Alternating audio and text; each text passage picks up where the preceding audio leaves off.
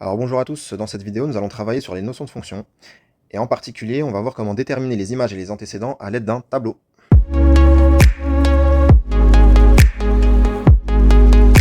Donc pour cela on va résoudre l'exercice suivant. Donc dans l'exercice nous dit, soit la fonction f définie par ce tableau, donc on voit qu'on a un tableau avec x comme première ligne, et les valeurs de x qui lui conviennent, ensuite on a f de x juste en dessous, et pareil des valeurs juste en dessous. Donc première question, on nous demande quelle est l'image de moins 3 par la fonction f. Alors comment on va faire pour répondre à cette question?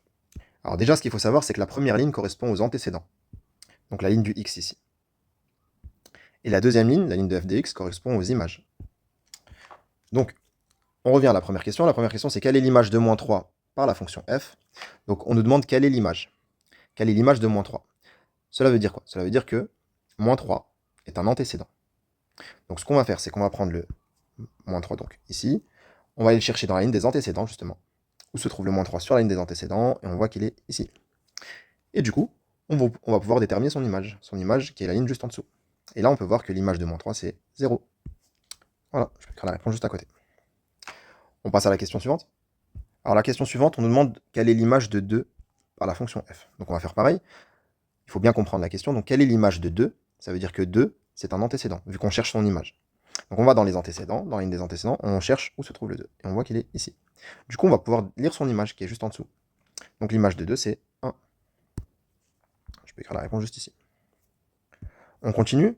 On nous demande de déterminer un antécédent de moins 1 par la fonction f. Donc attention, on change de question.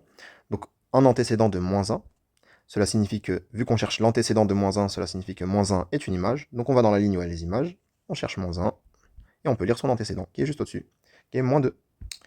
On continue ensemble. Dernière question, déterminer un antécédent de 0 par la fonction f. Donc cette fois-ci, on veut l'antécédent de 0. Donc 0, c'est une image. On va dans image, on cherche les antécédents de 0. Et là, on voit qu'on en a 2.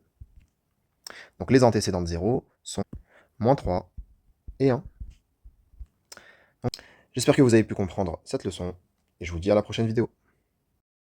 Pour encore plus de maths, n'hésite pas à t'abonner à la chaîne, à voir d'autres vidéos et à visiter le site formamath.fr. Allez, à plus!